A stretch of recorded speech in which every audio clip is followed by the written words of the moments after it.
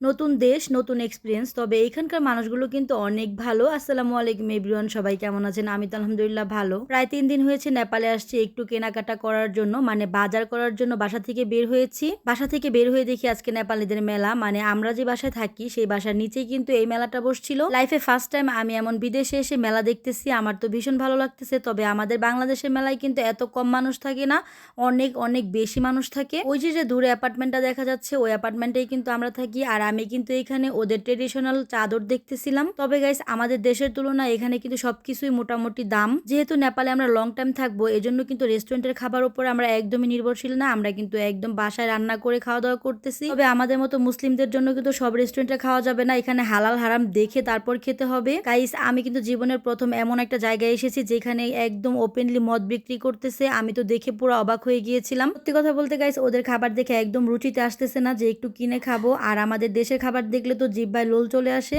তবে গাইস, নেপাল কিন্তু খুব নিট অ্যান্ড ক্লিন একটা শহর। আর মানুষগুলোর কথা কি বলবো, এত এত পরিমাণ ভালো। আর একটা মজার ব্যাপার কি জানেন গাইস, যারা বোরকা পরে নেপালে আসে তারা কিন্তু দরবারি স্কোয়ার যে ট্রেডিশনাল জায়গাটা আছে সেখানে ঢুকতে গেলে অবশ্যই টাকা পে করতে হবে।